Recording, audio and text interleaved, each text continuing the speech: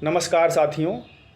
जैसा कि मधुसूदन गुप्त ने लिखा कि केवल मनोरंजन न कवि का कर्म होना चाहिए, उसमें उचित उपदेश का भी मर्म होना चाहिए। हमारी संस्कृति, हमारी सभ्यता, हमारे राष्ट्र के उत्थान के लिए जो कार्य करेगा वो हमारे हृदय का प्रिय होगा। यही ध्येय सभी का है, आम जनमानस का है।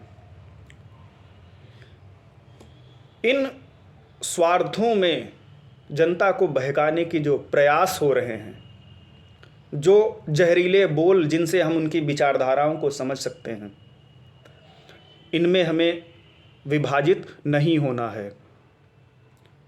क्योंकि अटल बिहारी वाजपेयी ने कविता के माध्यम से लिखा, हिंदू तन मन हिंदू, जीवन हिंदू, रग रग अब मेरा परिचय। स्वामी विवेकानंद जी ने कहा, गर्व से कहो हम हिंदू हैं। अर्थात कुछ तो ऐसी बात थी, और हमें ऐसे लोग परिभाषाएं सिखा रहे हैं हिंदुत्व की। जो लोग समूल नाश की बात करते थे वो आज बात कर रहे हैं हिंदुत्व क्या है।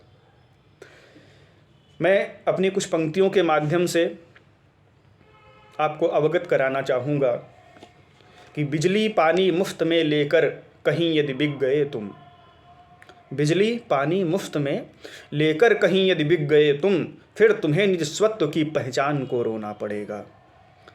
बिजली पानी मुफ्त में लेकर कहीं यदि बिक गए तुम, फिर तुम्हें निज स्वत्व की पहचान को रोना पड़ेगा।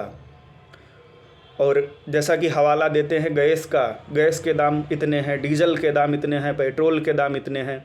इन छोटी छोटी बातों में अगर हम ये सौंपना अपनी पीढ़ियों को देना भूल जाएंगे कि हम सिर्फ बिजली पानी ये दे पाएंगे अपनी पीढ़ियों को।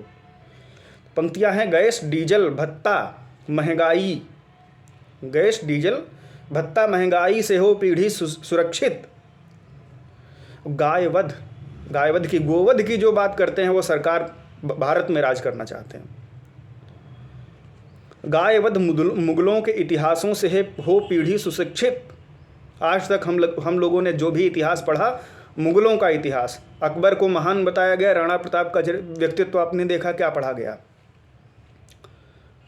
तो हमें ऐसा इतिहास पढ़ना है कि गायवध मुगलों के इतिहासों से हो पीढ़ी सुशिक्षित और बेटियां लुटती रहें।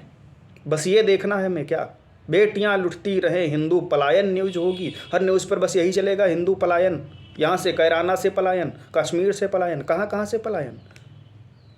बेटियां लुटती रहें, हिंदू पलायन न्यूज होगी।